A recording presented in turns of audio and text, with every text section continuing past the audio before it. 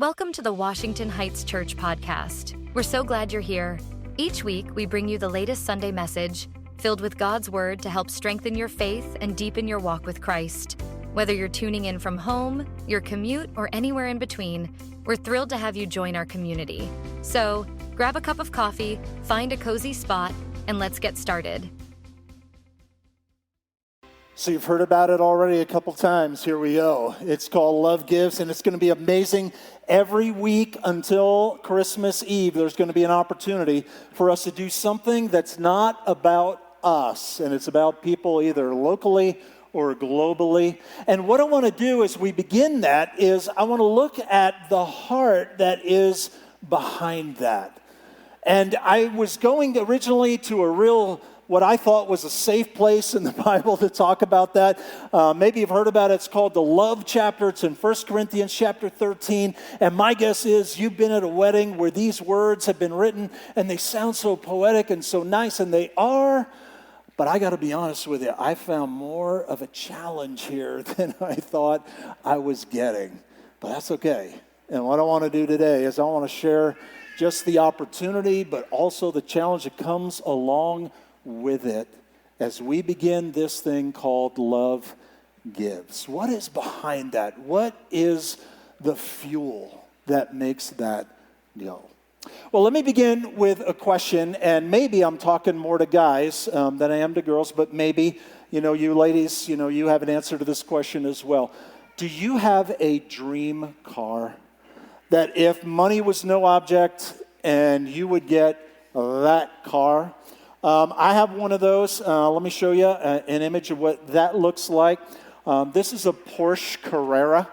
Actually, I had an uncle who worked for Porsche in Germany and drove Porsches and all of that and heard a lot of Porsche stories and things like that. And here's one of the harsh realities that I had to come to grips with when I was, choosing to do what I think God called me to do, which is, what we're doing right now. I came to the conclusion, I am never going to own a Porsche in my life. I'm just not going to do it. They're too expensive to get, too expensive to maintain. And this is let's just stare at the beautiful Porsche for a while. No, but this would be an expensive paperweight if it could not get up and go. But this thing has an engine that looks something like this. And it is every bit as beautiful, and it is very powerful, and it impels that car forward.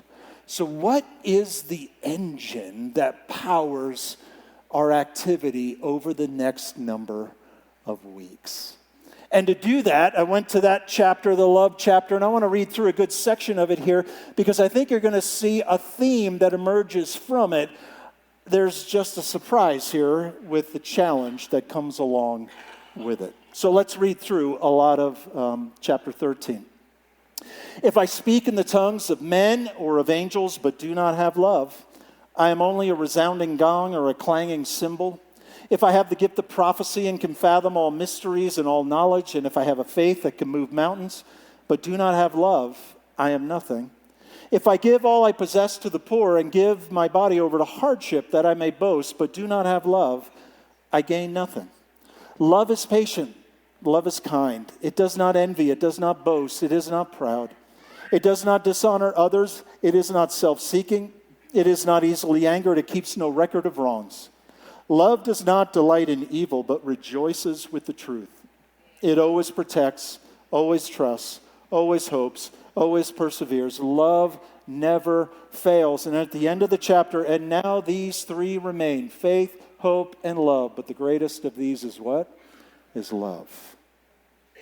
And when we think of this, maybe your thought, when I was coming to this chapter, I think, this just kind of sits there. And when we read it at weddings, it's just out of the context, right? Because this is part of a letter to the Corinthian church. And this is chapter 13. What that means is there are 12 chapters that come before it. There are also 3 chapters that come after it. And this is here for a reason. So let me give you a little bit of context about life in Corinth and why Paul may have included this chapter and the list and the description of love as he did. So Corinth was a city that was basically created. There wasn't, a long-standing tradition and people who lived in Corinth. The Roman Empire came and, they wanted to do some shipping around the Mediterranean. Well, the way to get a ship from the Eastern Mediterranean to the Western Mediterranean was a long way around a lot of what is modern-day Greece still. But there is this narrow place where you can come into a harbor, unload all your stuff. It's carried across 4 miles, put on another ship, and it would save time and money. Well, the Roman Empire realized, hey, that's a strategic place. Let's build a city there. That city is called Corinth. And it's in that place where people did not have long-standing traditions. Why did they actually go there? They went there to make it.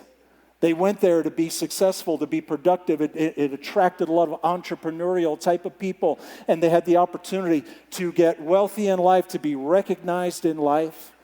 And it was also a place that was wild. It was wide open. It was a place that didn't have a lot of boundaries. In fact, there's an ancient word. It was called to Corinthianize someone.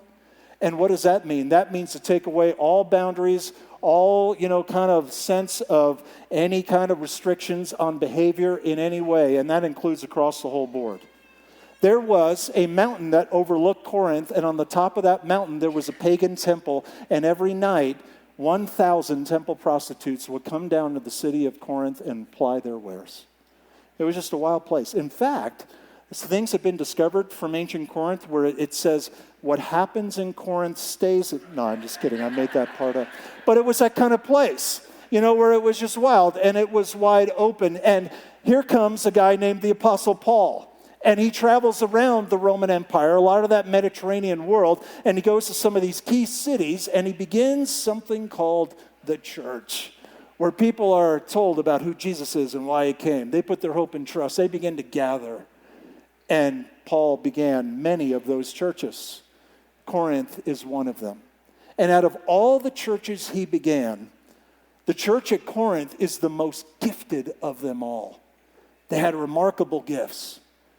And they were also hardworking. They did a lot of things. This was his most active, his most brilliant church. You know what else it was? His most troubled church.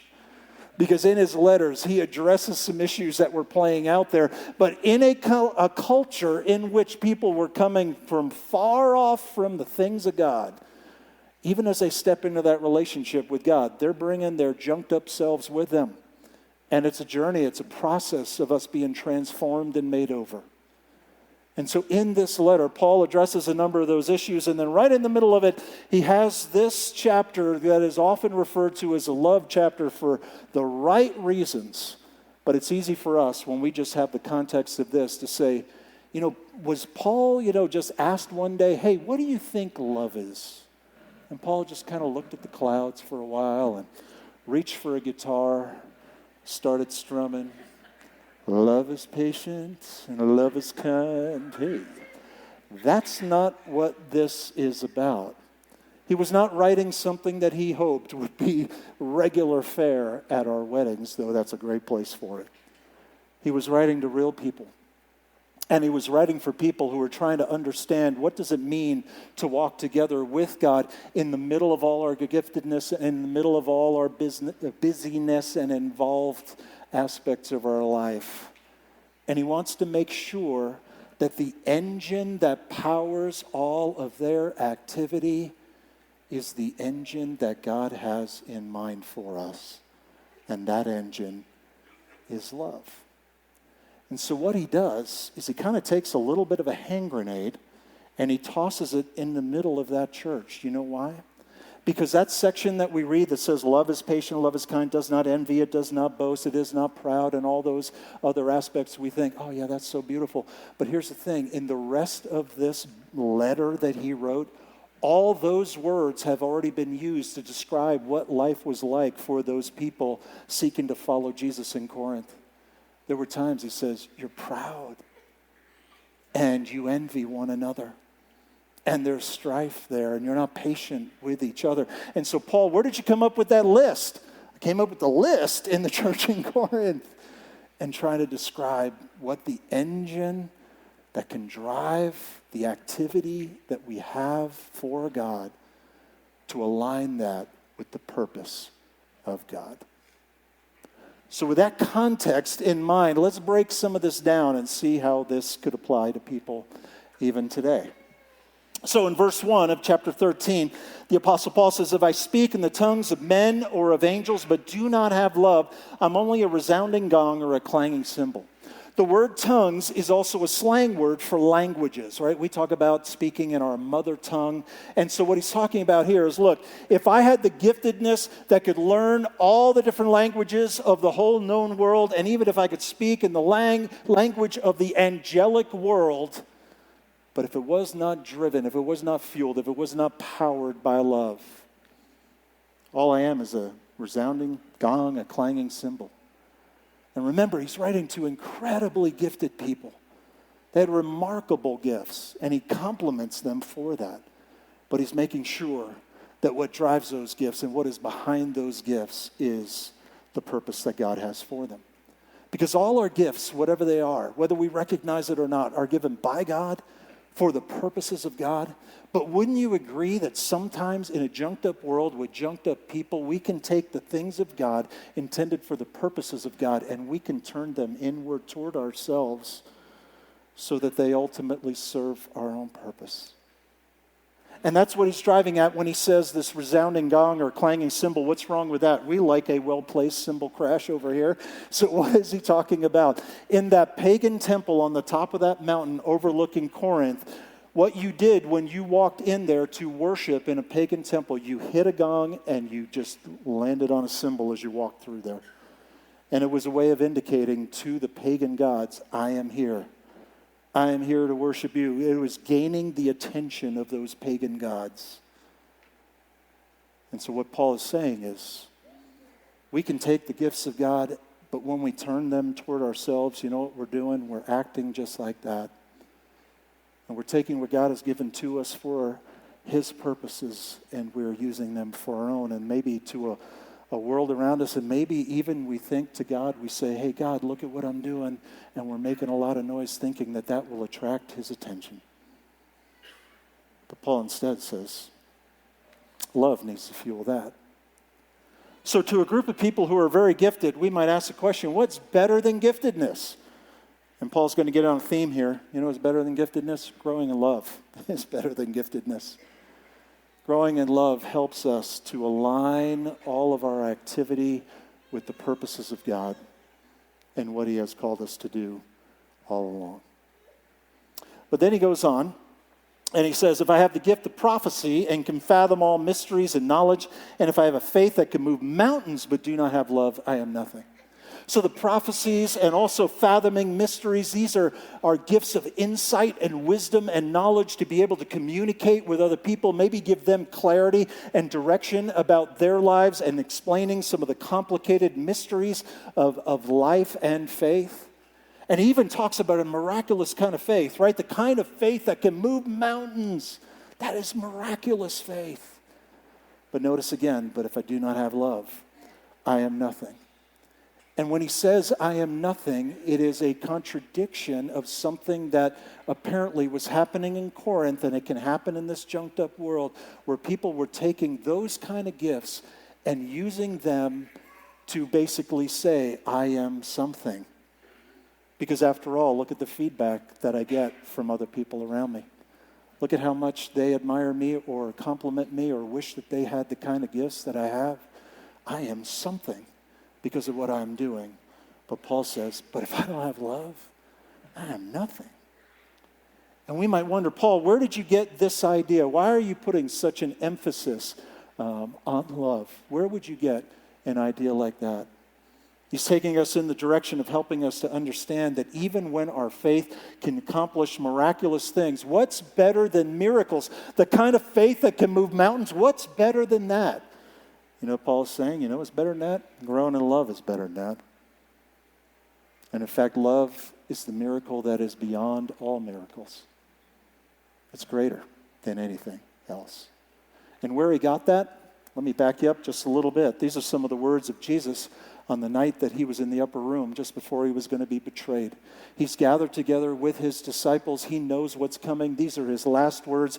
These are words of purpose and intent. These are important words. This is not a time to shoot the breeze. This is a time to be really focused. And what does he say? A new command I give you. And that word command, right? Who would say, hey, in addition to everything else that's in the Bible, let me give you something else that should be added to that. Nobody at that time would ever consider doing that. This image of a new command would have taken them back to when a guy named Moses walks off the top of Mount Sinai, and he's got 2 tablets with the 10 commandments on it. And here's Jesus in his last moment saying, a new command I give you. Who is this? This is God in the flesh. And here's what he says to them. Love one another as I have loved you. So you must love one another. And so we don't get to define it. It's how he has loved us. By this, everyone will know that you are my disciples if you love one another. The power of love to transform the world is beyond anything else. And sometimes we might get confused and say the opportunity to make a difference for God is about my giftedness. No, it's about love.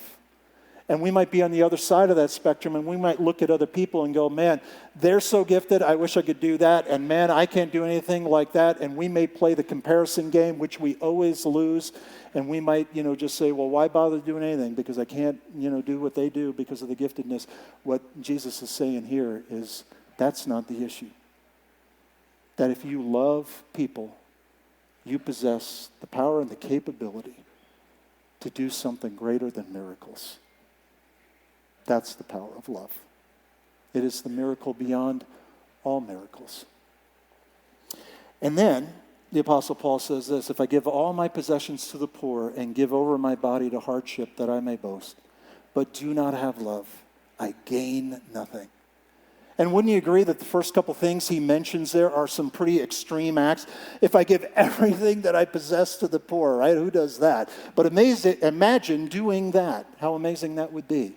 Or giving my body over to hardship. There's one translation that actually says, if I sacrifice my body to the flames, talk about being burned out for a good purpose, right? It's doing incredible things for the sake of God. But if I do not have love, and now notice this, I gain nothing. And the word gain can also be the word earn.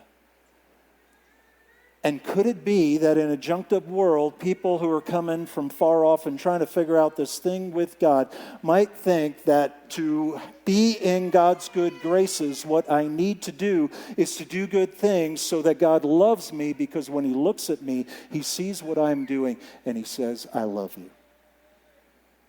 And yet that whole mindset runs directly counter to what the Bible calls the gospel. What is the gospel? Literally, it means the good news. But what it means in real terms of what took place in this world is that one day Jesus left heaven.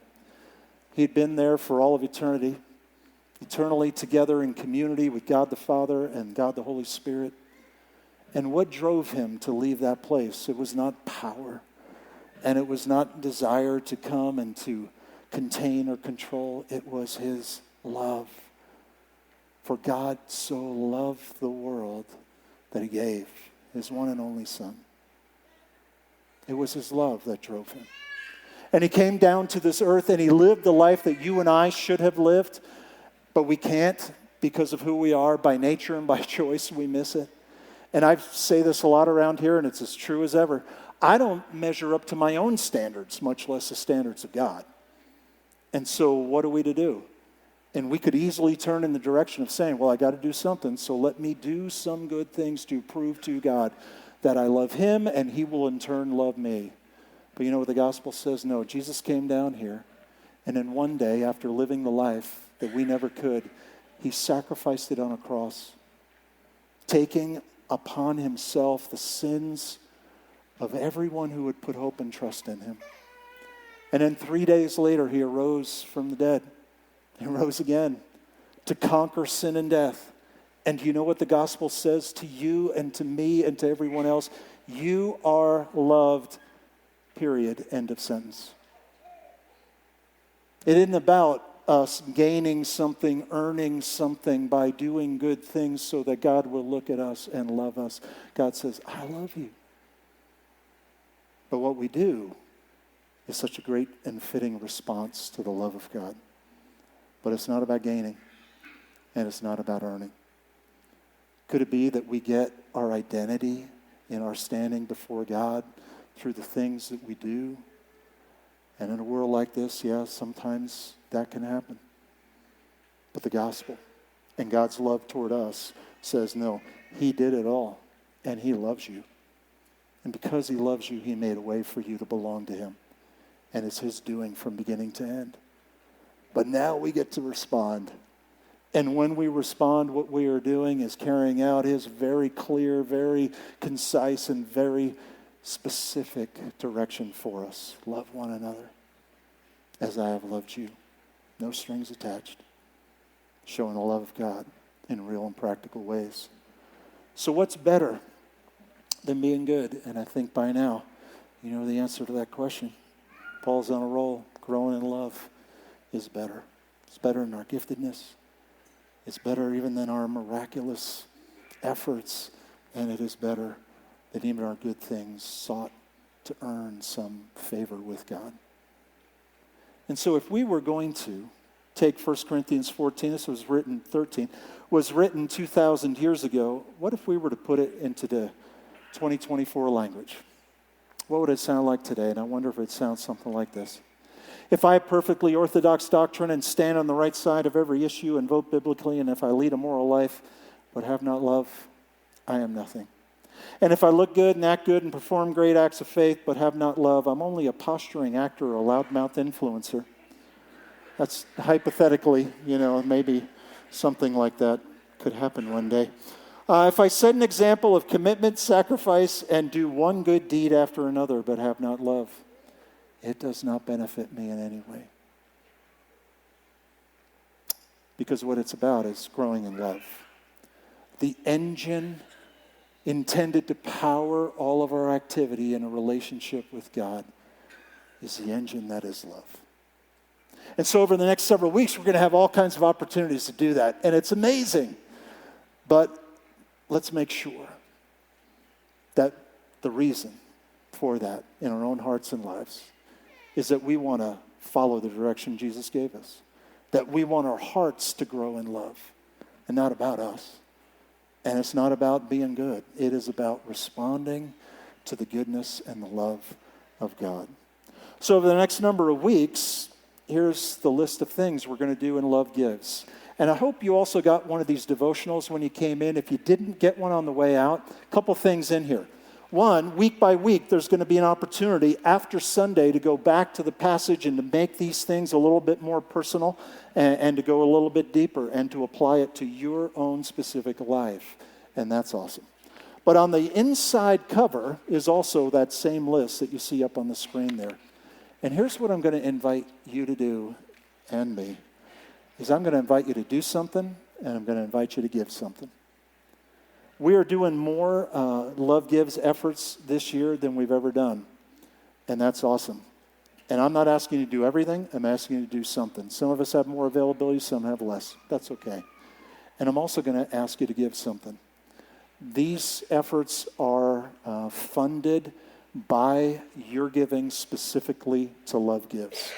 And you see an envelope tucked in the back of the chair in front of you. 100% of what is given to Love Gives goes to these efforts. We don't keep one penny of it here. If we go over, like we have done every year to this point, we give it to one of the efforts here. This year, we're going to give it to the school in Kenya. There's so many opportunities that they have before them. None of it stays here. All of it goes outside of ourselves. What is the cost this year? As I said, we're doing more than ever. It's also a higher number than ever. The need that we have is $155,000. That's outside of our budgets, above and beyond. I'm asking you to do something, and I'm asking you to give something. And what's behind all of this? Love grows when love gives.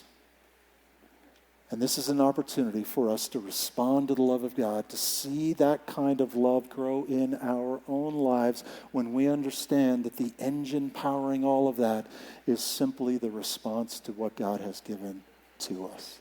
And so we're going to try to make that real. And so today there's an opportunity for some boxes. Those first two services Took a lot of them, but there's still some out there. But here's the power of a box. Can I just tell you one story of how this is more than just a principle, that this actually has the potential to touch people's lives. Earlier this year, in February of 2024, we had another time when we handed out some boxes. They were pink, and they were filled with supplies and taken to Nevada and dropped off at brothels in Nevada. Did he say brothels? Yes, he said brothels. And they were given to the people there. Here's what was behind that, was trying to communicate, you matter to us and you matter to God. Simple as that. No strings attached. And what we heard a little bit later was from one of the ladies. She was in the Reno area. And she got in touch with us and told us, after receiving that box, spending some time in a devotional that was placed in that box, she decided to leave prostitution and go to work doing minimum wage work instead of that, because she had now engaged the love of God. Isn't it amazing that when we simply do what Jesus has called us to do and what he says has the power to touch the world, that it happens? And over the next number of weeks, we have that opportunity to do that, to respond to the love of God, to grow in love. Not just talk about it, not just know it, but to be personally involved in it. And may God transform these hearts of ours. May we grow in love, because love grows when love gives. Would you bow your heads together with me as I pray? So God, we are so thankful for who you are, and we're thankful for your patience with us. And God, sometimes we just bring our own junk to our relationship with you. Thank you for the challenges of life that call us to just align our hearts and lives with who you are and all that you have done for us. And God, during this season, may it be a great celebration of your great love for us. And God, may we respond to that in real and personal ways. And may that touch lives in ways that only you can. And God, inside of us, may it grow us in love. That we would simply do what you have called us to do, and on the other side of that, see you do great things in us, through us, around us. But God, help us to know, and not about us, that it is about you and every single person who matters so much to you. So thank you for that opportunity, and thank you for your amazing grace that has said, I love you. May we respond to that in all the right ways and give you the glory that you and you alone deserve. So we ask and pray all of that in Jesus' name. Amen. We hope you enjoyed today's message. If you found this sermon meaningful, please subscribe, rate, and leave a review. Your support helps us reach more people and spread the word. Stay connected with us throughout the week by following us on social media at Washington Heights Church on Facebook and Instagram, and by visiting our website at whc.faith. For more information and additional resources, check out the podcast description below. Thank you for joining us. See you next week.